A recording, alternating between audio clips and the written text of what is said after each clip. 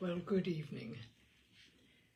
I may be jumping the gun a little bit here, but just by a few seconds, a few seconds. Anyway, tonight is part 2 of Jane Austen's Persuasion, that incredibly rich and beautiful novel. Now, last week, for the first installment, we ended with Anne walking in the garden and saying with a gentle sigh, a few months more and he, perhaps, may be walking here. It was not Mr. Wentworth, the former curate of Monkford, however suspicious appearances may be, but a Captain Frederick Wentworth, his brother, who, being made commander in consequence of the action off Santo Domingo, and not immediately employed, had come into Somersetshire in the summer of 1806, and having no parent living, found a home for half a year at Monkford. He was at that time a remarkably fine young man, with a great deal of intelligence, spirit, and brilliancy, and Anne, an extremely pretty girl with gentleness, modesty, taste, and feeling. Half the sum of attraction on either side might have been enough, for he had nothing to do, and she had hardly anybody to love. But the encounter of such lavish recommendations could not fail. They were gradually acquainted, and when acquainted, rapidly and deeply in love. It would be difficult to say which had seen highest perfection in the other, or which had been the happiest, she in receiving his declarations and proposals, or he in having them accepted. A short period of exquisite felicity followed, and but a short one. Troubles soon arose. Sir Walter, on being applied to, without actually withholding his consent, or saying it should never be, gave it all the negative of great astonishment, great coldness, great silence, and a professed resolution of doing nothing for his daughter. He thought it a very degrading alliance. And Lady Russell, though with more tempered and pardonable pride, received it as a most unfortunate one. Anne Elliot, with all her claims of birth, beauty, and mind, to throw herself away at 19, involve herself at 19 in an engagement with a young man who had nothing but himself to recommend him, and no hopes of attaining affluence but in the chances of a most uncertain profession, and no connections to secure even his farther rise in that profession, would be indeed a throwing away, which she grieved to think of. Anne Elliot, so young, known to so few, to be snatched off by a stranger without alliance or fortune, or rather sunk by him into a state of most wearing, anxious, youth-killing dependence. It must not be. If by any fair interference of friendship, any representations from one who had almost a mother's love and mother's rights, it would be prevented. Captain Wentworth had no fortune. He had been lucky in his profession, but spending freely what had come freely, he had realized nothing. But he was confident that he would soon be rich. Full of life and ardor, he knew that he should soon have a ship and soon be on a station that would lead to everything he wanted. He had always been lucky. He knew he should be so still. Such confidence, powerful in its own warmth and bewitching in the wit which often expressed it, must have been enough for Anne. But Lady Russell saw it very differently. His sanguine temper and fearlessness of mind operated very differently on her. She saw in it but an aggravation of the evil. It only added a dangerous character to himself. He was brilliant. He was headstrong. Lady Russell had little taste for wit, and of anything approaching imprudence, a horror. She deprecated the connection in every light. Such opposition as these feelings produced was more than Anne could combat. Young and gentle as she was, it might yet have been possible to withstand her father's ill will, though unsoftened by one kind word or look on the part of her sister. But Lady Russell, whom she had always loved and relied on, could not, with such steadiness of opinion and such tenderness of manner, be continually advising her in vain. She was persuaded to believe the engagement a wrong thing, indiscreet, improper, hardly capable of success, and not deserving it. But it was not a merely selfish caution under which she acted in putting an end to it. Had she not imagined herself consulting his good, even more than her own, she could hardly have given him up. The belief of being prudent and self-denying principally for his advantage was her chief consolation under the misery of a parting, a final parting. And every consolation was required, for she had to encounter all the additional pain of opinions on his side, totally unconvinced and unbending, and of his feeling himself ill-used by so forced a relinquishment. He had left the country in consequence. A few months had seen the beginning and the end of their acquaintance, but not with a few months ended Anne's share of suffering from it. Her attachments and regrets had for a long time clouded every enjoyment of youth, and an early loss of bloom and spirits had been their lasting effect.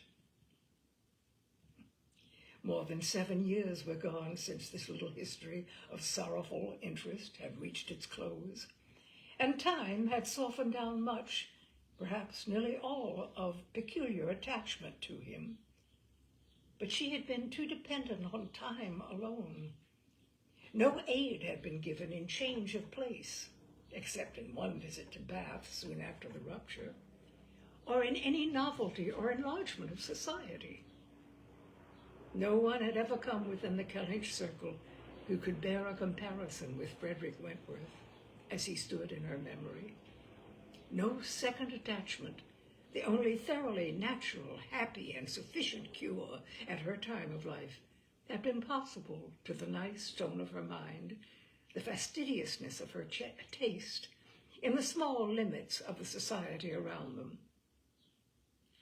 She had been solicited, when about 22, to change her name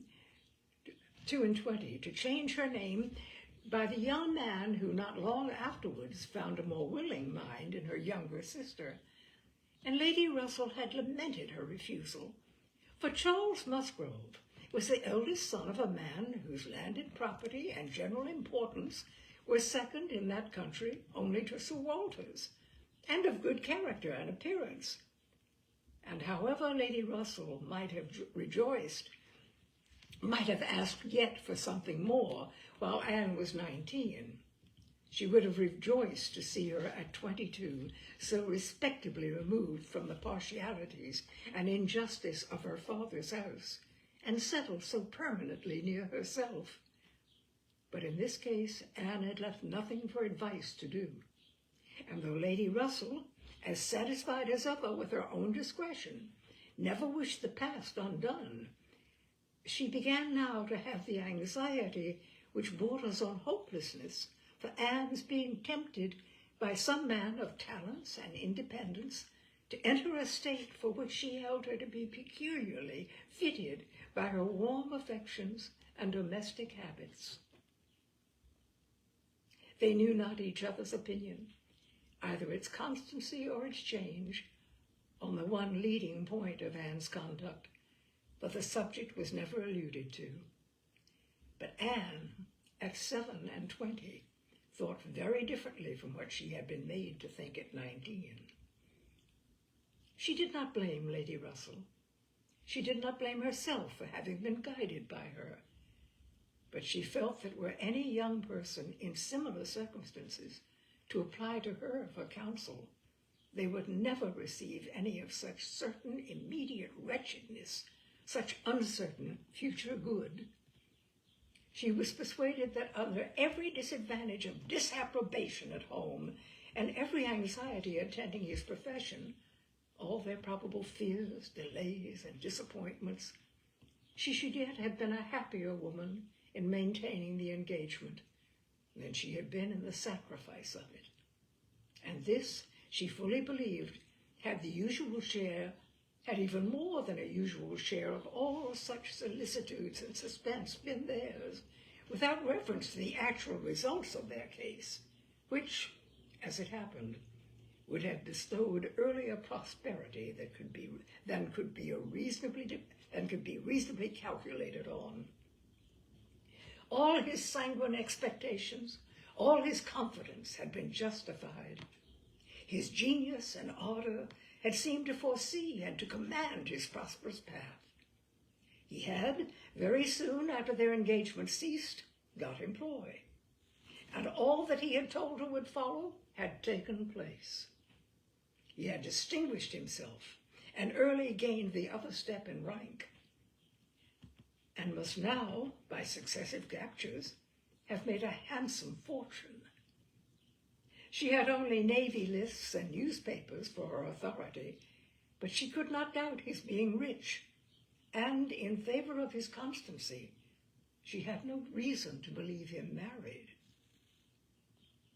How eloquent could Anne Elliot have been? How eloquent, at least, were her wishes on the side of early warm attachment and a cheerful confidence in futurity, against that over-anxious caution which seems to insult exertion and distrust providence. She had been forced into prudence in her youth. She learned romance as she grew older, the natural sequel of an unnatural beginning. With all these circumstances, recollections, and feelings, she could not hear that Captain Wentworth's sister was likely to live at Kellynch without a revival of former pain, and many a stroll and many a sigh were necessary to dispel the agitation of the idea. She often told herself it was folly before she could harden her nerves sufficiently to feel the continual discussion of the Crofts and their business no evil. She was assisted, however, by that perfect indifference and apparent unconsciousness among the only three of her own friends in the secret of the past, which seemed almost to deny any recollection of it. She could do justice to the superiority of Lady Russell's motives in this over those of her father and Elizabeth. She could honor all the better feelings of her calmness, but the general air of oblivion among them was highly important, from whatever it sprung. And in the event of Admiral Cross really taking Kellynch Hall, she rejoiced anew over the conviction which had always been most grateful to her, of the past being known to those three only among her connections, by whom no syllable, she believed, would ever be whispered, and in the trust that among his, the brother only with whom he had been residing, had received any information of their short-lived engagement. That brother had been long removed from the country, and being a sensible man, and moreover a single man at the time, she had a fond dependence on no human creature's having heard of it from him. The sister, Mrs. Croft, had then been out of England, accompanying her husband on a foreign station, and her own sister, Mary, had been at school while it all occurred, and never admitted, by the pride of some and the delicacy of others, to the smallest knowledge of it afterwards.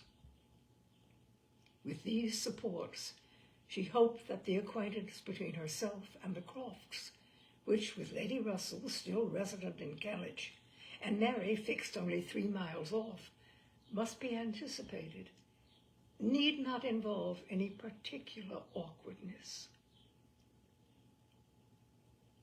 On the morning appointed for Admiral and Mrs. Croft's seeing Kellynch Hall, Anne found it most natural to take her almost daily walk to Lady Russell's, and keep out of the way till all was over, when she found it most natural to be sorry that she had missed the opportunity of seeing them. This meeting of the two parties proved highly satisfactory, and decided the whole business at once. Each lady was previously well disposed for an agreement, and saw nothing, therefore, but good manners in the other. And with regard to the gentleman, there was such an hearty good humour, such an open, trusting liberality on the Admiral's side, as could not but influence Sir Walter, who had besides been flattered into his very best and most polished behaviour by Mr. Shepherd's assurances of his being known by report to the Admiral as a model of good breeding. The house and grounds and furniture were approved. The Crofts were approved. Terms, time, everything and everybody was right, and Mr. Shepherd's clerks were set to work, without there having been a single preliminary difference to modify of all that this indenture showeth. Sir Walter, without hesitation, declared the Admiral to be the best-looking sailor he had ever met with, and went so far as to say that if his own man might have the arranging of his hair, he should not be ashamed of being seen with him anywhere. And the Admiral, with sympathetic cordiality, observed to his wife as they rode back through the park, "I thought we should soon come to a deal, my dear, in spite of what they told us at Taunton. The baronet will never set the Thames on fire, but there seems no harm in him." Reciprocal compliments, which would have been esteemed about equal. The Crofts were to have possession at Michaelmas, and as Sir Walter proposed removing to Bath in the course of the preceding month, there was no time to be lost in making every dependent arrangement. Lady Russell, convinced that Anne would not be allowed to be of any use or any importance in the choice of the house which they were going to secure, was very unwilling to have her hurried away so soon, and wanted to make it possible for her to stay behind till she might convey her to Bath herself after Christmas. But having engagements of her own, which must take her from Kellynch for several weeks, she was unable to give the full invitation she wished, and Anne, though dreading the possible heats of September in all the white glare of Bath, and grieving to forego all the influence so sweet and so sad of the autumnal months in the country, did not think that, everything considered, she wished to remain. It would be most right and most wise, and therefore must involve least suffering, to go with the others.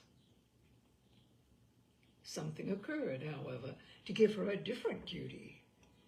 Mary, often a little unwell, and always thinking a great deal of her own complaints, and always in the habit of claiming Anne when anything was the matter, was indisposed, and foreseeing that she should not have a day's health all the autumn, entreated, or rather required her, for it was hardly entreaty, to come to Uppercross Cottage, and bear her company as long as she should want her, instead of going to Bath.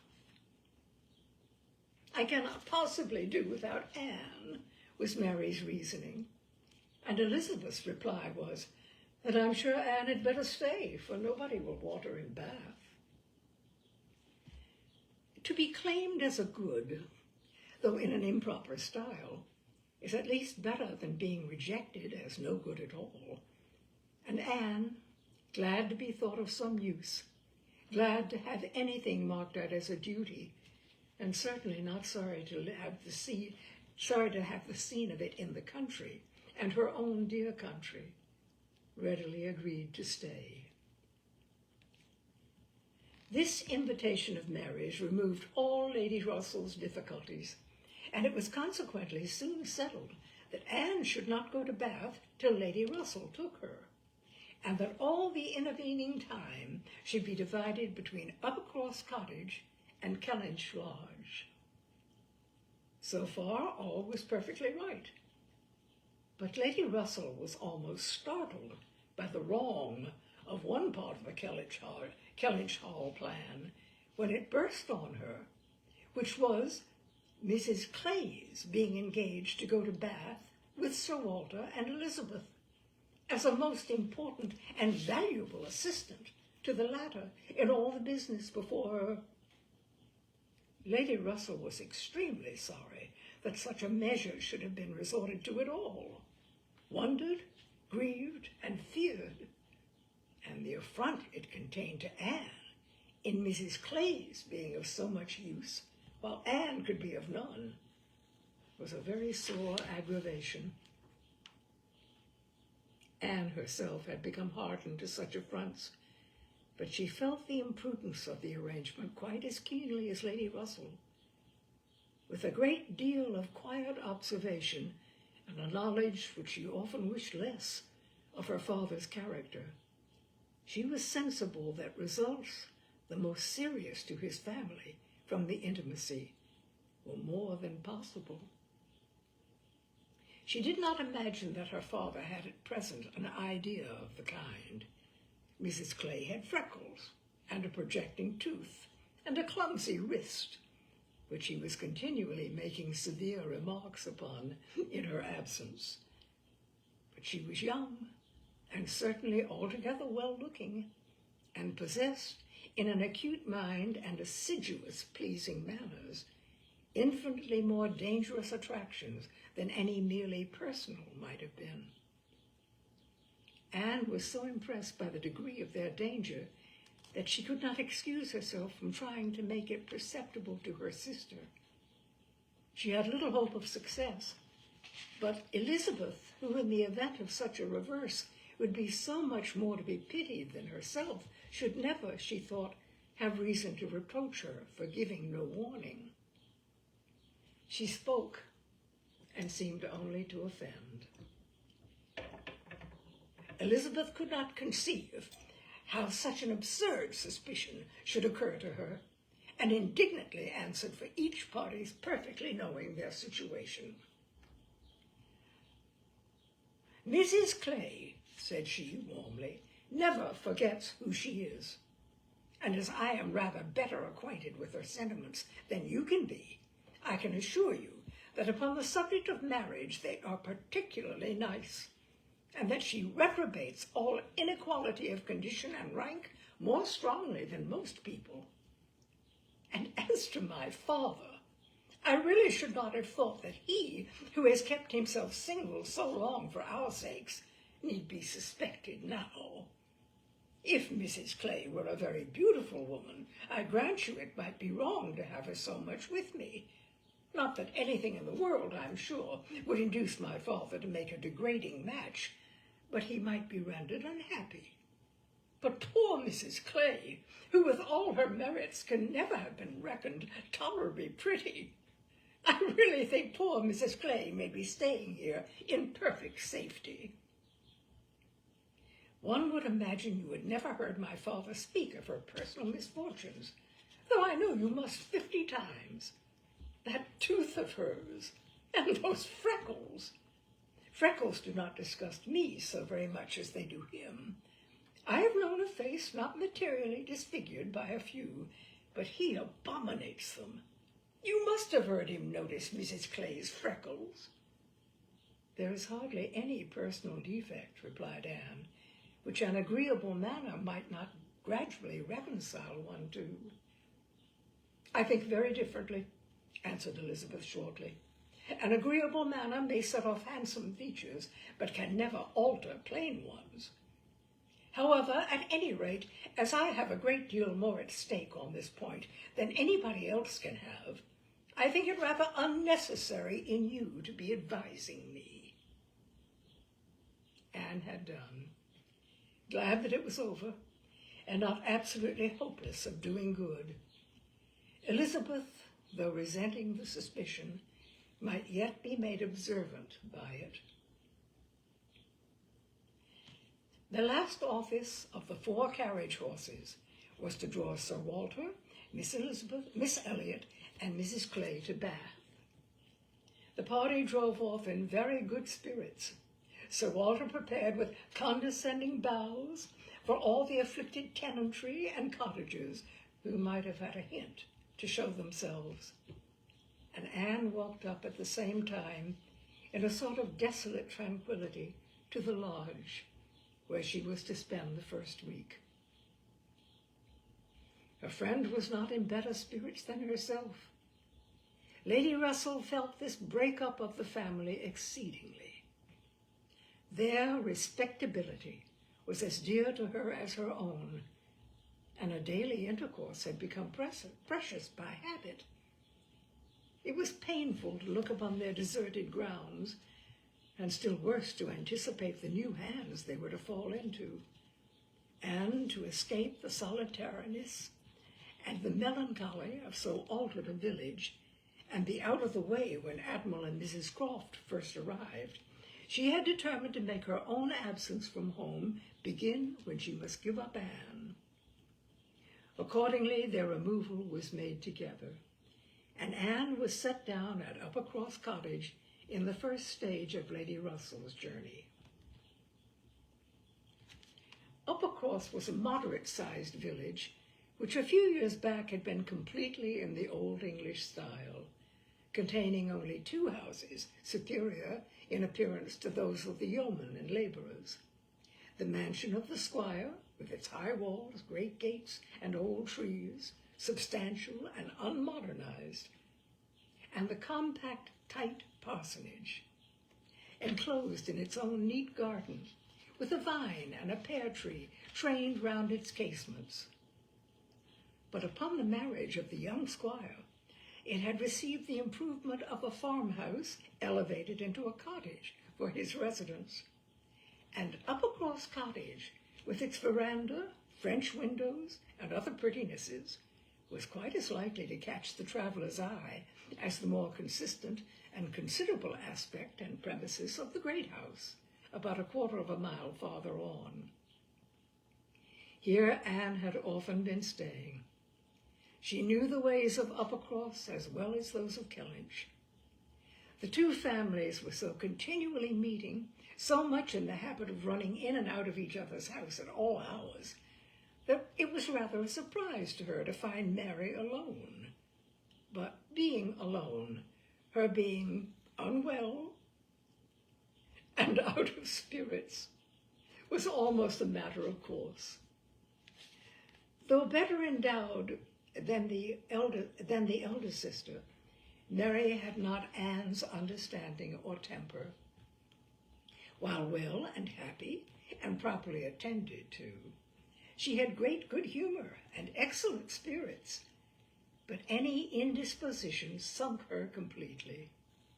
She had no resources for solitude, and inheriting a considerable share of the Elliot self-importance, was very prone to add to every other distress that of fancying herself neglected and ill-used. In person, she was inferior to both sisters, and had, even in her bloom, only reached the dignity of being a fine girl.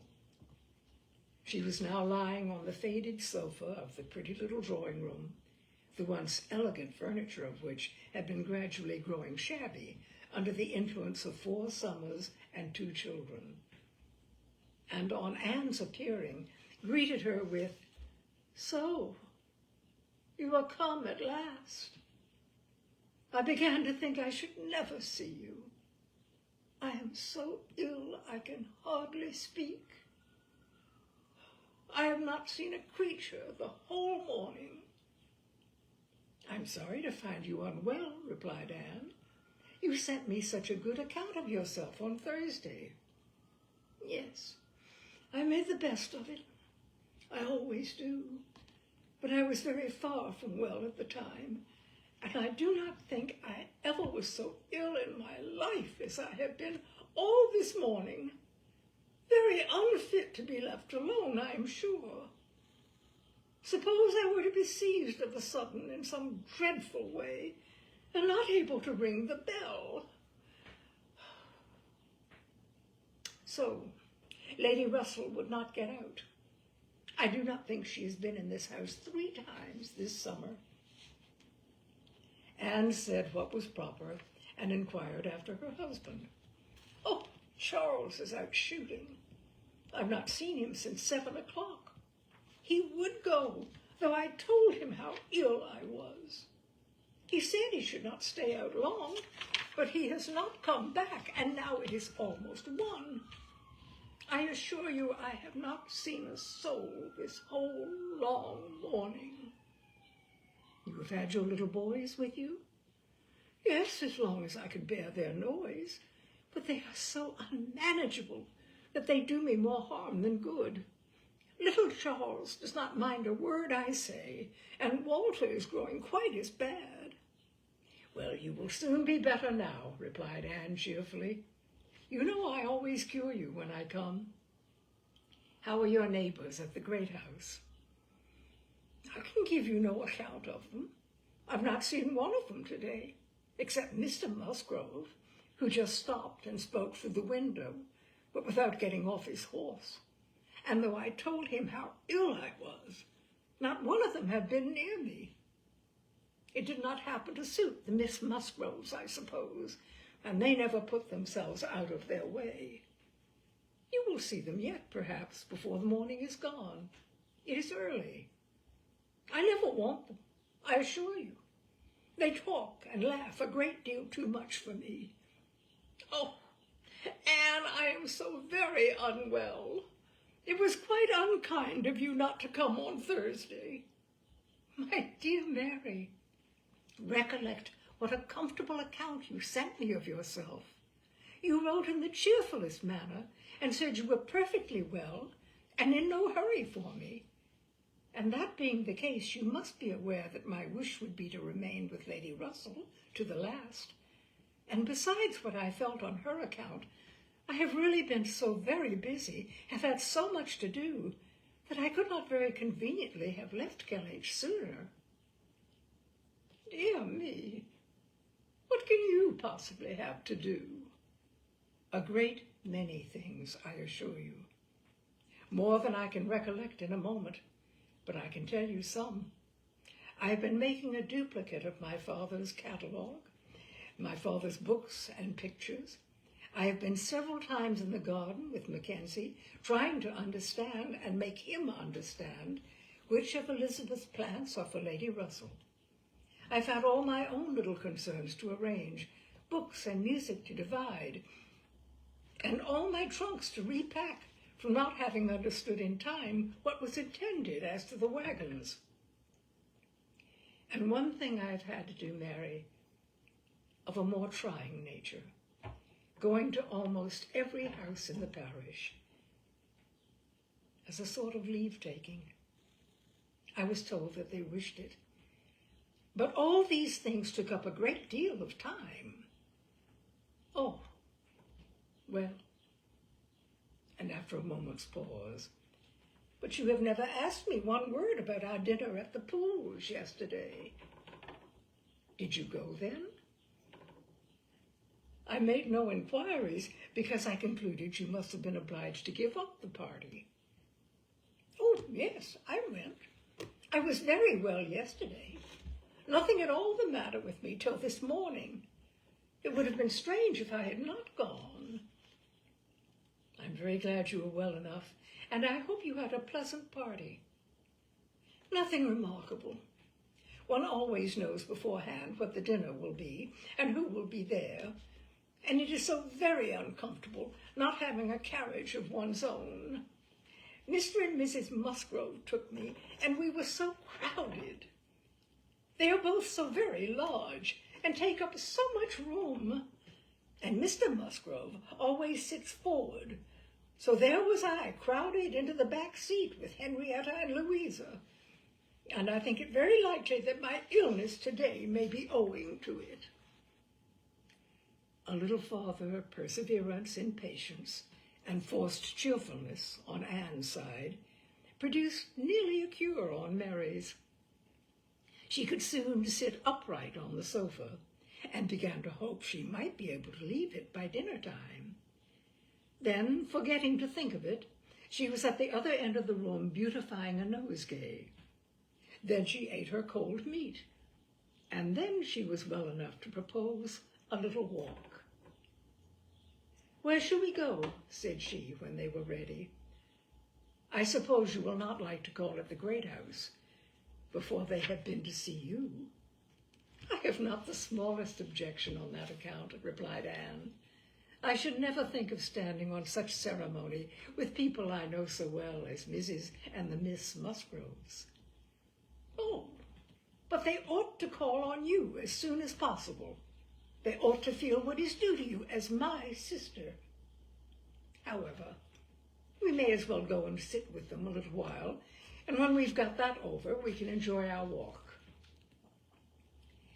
Anne had always thought such a style of intercourse highly imprudent, but she had ceased to endeavor to check it, from believing that, though they were on each side continual subjects of offense, neither family could now do without it.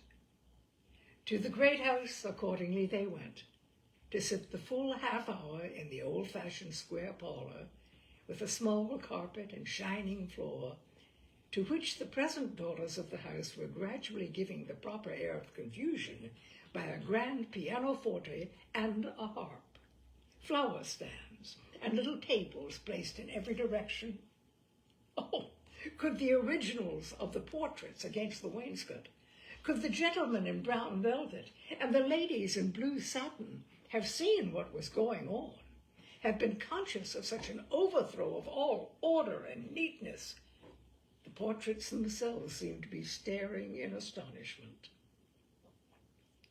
The Musgroves, like their houses, were in a state of alteration, perhaps of improvement. The father and mother were in the old English style, and the young people in the new. Mr. and Mrs. Musgrove were a very good sort of people, friendly and hospitable, not much educated, and not at all elegant. Their children had more modern minds and manners. There was a numerous family, but the only two grown up, excepting Charles, were Henrietta and Louisa, young ladies of 19 and 20, who had brought from a school at Exeter all the usual stock of accomplishments, and were now, like thousands of other young ladies, living to be fashionable, happy, and merry. Their dress had every advantage, their faces were rather pretty, their spirits extremely good, their manners unembarrassed and pleasant. They were of consequence at home and favorites abroad. Anne always contemplated them as some of the happiest creatures of her acquaintance.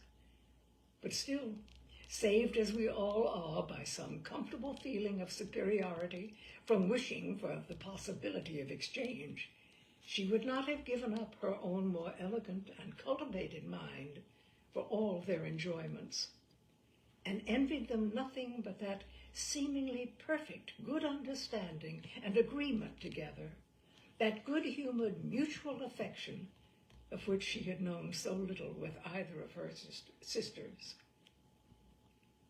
They were received with great cordiality. Nothing seemed amiss on the side of the Greathouse family, which was generally, as Anne very well knew, the least to blame. The half-hour was chatted away pleasantly enough, and she was not at all surprised at the end of it to have their walking party joined by both the Miss Musgroves at Mary's particular invitation. Anne had not wanted this visit to Uppercross to learn that a removal from one set of people to another, though at a distance of only 3 miles, will often include a total change of conversation, opinion, and idea. She had never been staying there before without being struck by it, or without wishing that other Elliots could have her advantage in seeing how unknown or unconsidered there were the affairs which at Kellynch Hall were treated as of such general publicity and pervading interest. Yet, with all this experience, she believed she must now submit to feel that another lesson in the art of knowing our own nothingness beyond our own circle was become necessary for her. For certainly, coming as she did, with a heart full of the subject which had been completely occupying both houses in Kellynch for many weeks, she had expected rather more curiosity and sympathy than she found in the separate but very similar remark of Mr. and Miss Musgrove. "So, Miss Anne, Sir Walter and your sister are gone, and what part of Bath do you think they will settle in?" And this without much waiting for an answer. Or in the young lady's edition of, "I hope we shall be in Bath in the winter, but remember, Papa, if we do go, we must be in a good situation. None of your Queen squares for us." Or in the anxious supplement from Mary of, "Upon my word, I shall be pretty well off when you are all gone away to be happy at Bath." She could only resolve to avoid such self-delusion in future, and think with heightened gratitude of the extraordinary blessing of having one such truly sympathizing friend as Lady Russell. The Mr. Musgroves had their own game to guard and to destroy, their own horses, dogs, and newspapers to engage them, and the females were fully occupied in all the other common subjects of housekeeping, neighbors, dress, dancing, and music. She acknowledged it to be very fitting that every little social commonwealth should dictate its own matters of discourse, and hoped ere long to become a not unworthy member of the one she was now transplanted into. With the prospect of spending at least 2 months at Uppercross, it was highly incumbent on her to clothe her imagination, her memory, and all her ideas in as much of Uppercross as possible. She had no dread of these 2 months. Mary was not so repulsive and unsisterly as Elizabeth, nor so inaccessible to all influence of hers. Neither was there anything among the component parts of the cottage inimical to comfort. She was always on friendly terms with her brother-in-law, and in the children, who loved her nearly as well and respected her a great deal more than their mother, she had an object of interest, amusement, and wholesome exertion. Charles Musgrove was civil and agreeable. In sense and temper, he was undoubtedly superior to his wife, but not of powers or conversation or grace to make the past, as they were connected together, at all a dangerous contemplation. Though at the same time, Anne could believe with Lady Russell that a more equal match might have greatly improved him, and that a woman of real understanding might have given more consequence to his character, and more usefulness, rationality, and elegance to his habits and pursuits. As it was, he did nothing with much zeal but sport, and his time was otherwise trifled away without benefit from books or anything else. He had very good spirits, which never seemed much affected by his wife's occasional lowness, bore with her unreasonableness sometimes to Anne's admiration, and upon the whole, though there was very often a little disagreement in which she had sometimes more share than she wished, being appealed to by both parties, they might pass for a happy couple. They were always perfectly agreed in the want of more money, and a strong inclination for a handsome present from his father. But here, as on most topics, he had the superiority, for while Mary thought it a great shame that such a present was not made, he always contended for his father's having many other uses for his money, and a right to spend it as he liked. As to the management of their children, His theory was much better than his wife's, and his practice not so bad. I could manage them very well if it were not for Mary's interference, which was what Anne often heard him say, and had a good deal of faith in. But when listening in turn to Mary's reproach of, "Charles spoils the children so that I cannot get them into any order," she never had the smallest temptation to say, "Very true." One of the least agreeable circumstances of her residence there was her being treated with too much confidence by all parties, and being too much in the secrets of the complaints of each house. Known to have some influence with her sister, she was continually requested, or at least receiving hints, to exert it beyond what was practicable. "I wish you could persuade Mary not to be always fancying herself ill," was Charles's language. And in an unhappy mood, thus spoke Mary. "I do believe if Charles were to see me dying, he would not think there was anything the matter with me. I am sure, Anne, if you would, you might persuade him that I really am very ill, a great deal worse than I ever own." Mary's declaration was, "I hate sending the children to the great house, though their grandmamma is always wanting to see them, for she humors and indulges them to such a degree and gives them so much trash and sweet things that they are sure to come back sick and cross for the rest of the day."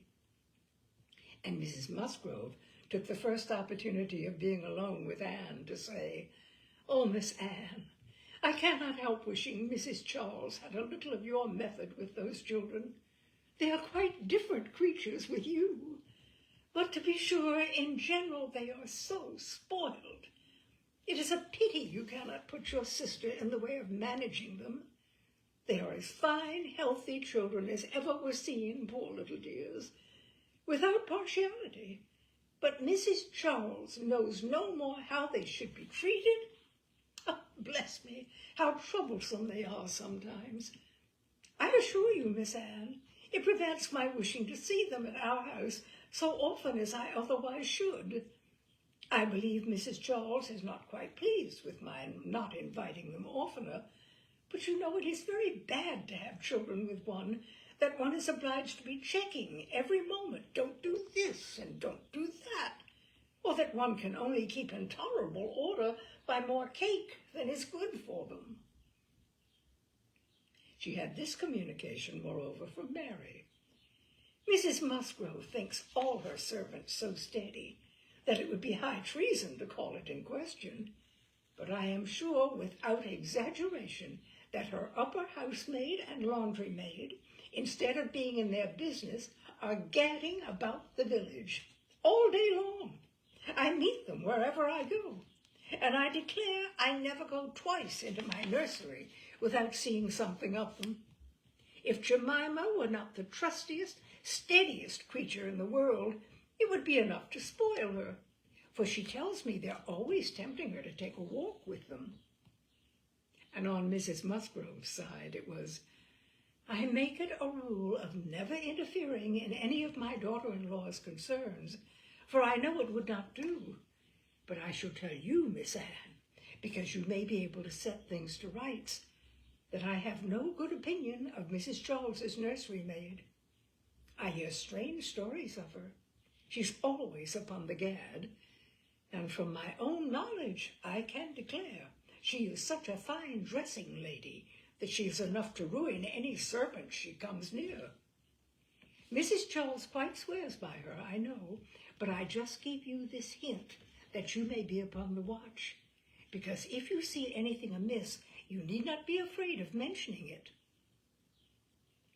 Again, it was Mary's complaint that Mrs. Musgrove was very apt not to give her the precedence that was her due when they dined at the great house with other families, and she did not see any reason why she was to be considered so much at home as to lose her place. And one day when Anne was walking with only the Miss Musgroves, one of them, after talking of rank, people of rank, and jealousy of rank, said, "I have no scruple of observing to you how nonsensical some people are about their place, because all the world knows how easy and indifferent you are about it. But I wish anybody could give Mary a hint that it would be a great deal better if she were not so very tenacious, especially if she would not be always putting herself forward to take place of Mamma. Nobody doubts her right to have precedence of Mamma, but it would be more becoming in her not to be always insisting on it. It is not that Mamma cares about it the least in the world, but I know it is taken notice of by many persons." How was Anne to set all these matters to rights? She could do little more than listen patiently, soften every grievance, and excuse each to the other, give them all hints of the forbearance necessary between such near neighbors, and make those hints broadest, which were meant for her sister's benefit. In all other respects, her visit began and proceeded very well. Her own spirits improved by change of place and subject, by being removed 3 miles from Kellynch.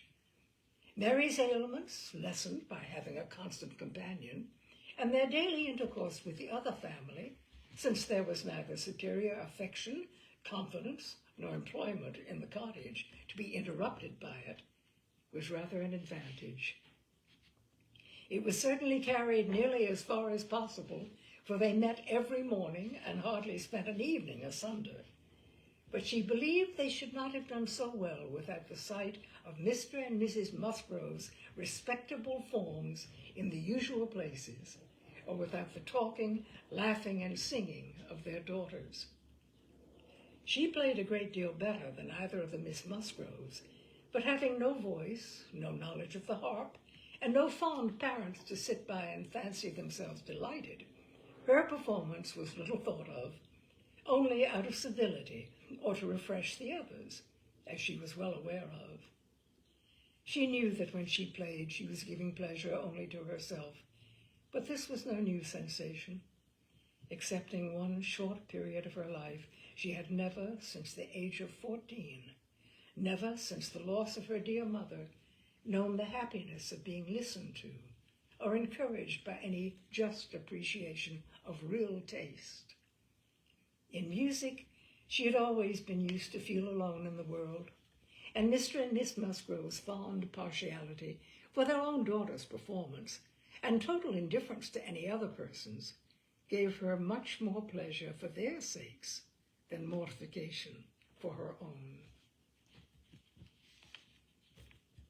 And that concludes part 2 of Jane Austen's Persuasion. Thank you, my dears. I hope you will join me next Wednesday when we will proceed to part 3. Good night, all. Thank you again. Bye now.